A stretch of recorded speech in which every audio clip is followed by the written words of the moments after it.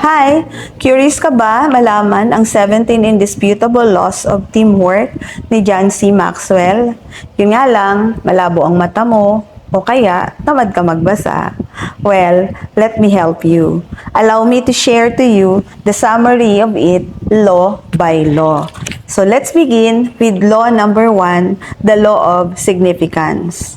Number 1, pointer, 1 is too small a number to achieve greatness. Number 2, no lone individual had done anything of value. Walang nag-iisang tao ang nakagawa ng anything of value. Number 3, nothing in significance was achieved by an individual acting alone. Number 4, the belief that one person can do something great is a myth. O katahang isip lang yun. Hindi totoo na may tao na kagagawa ng something great na solo lang niya, mag-isa lang niya. Number 5, behind an able man, there are always other able men, says by a Chinese proverb. Number 6, the truth is that teamwork is at the heart of great achievement. So if you want to achieve great, you need a team who will work with you. Number 7, you cannot do anything of real value alone. That is the law of significance. And number 8, individuals play the game, but team wins championship. Ito ang nangyari kay Miss Catriona Gray when she won the Miss Universe title during that pageant. She fought alone, but there are people behind her who made her to championship. This is also what's happening to our champ, Manny Pacquiao.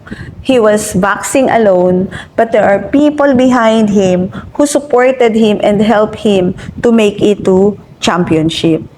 So why would you want to be alone? O bakit maraming tao gusto pa rin nag-iisa lang siya? There are 3 reasons, primary reason. Number 1 is your ego. If you want to do something really big, kalimutan mo na yung ego mo and get ready to be part of a team.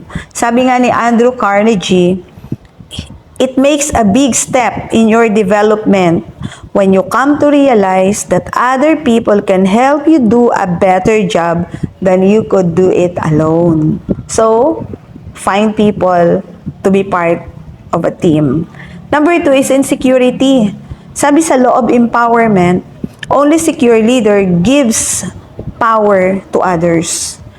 Insecure leaders want to maintain control because they fear to be replaced by someone more capable than them. According to President Woodrow Wilson, we should not only use all our brains that we have, but all the brains that we can borrow. And last, naivety and temperament. If you do everything alone and never partner with other people, you create huge barrier to your own potential, sabi ni Dr. Alan Fromm. Imagine, sarili mo mismo ang hinahadlangan mo. It takes a team to do anything of lasting value. And this is law number 1, the law of significance.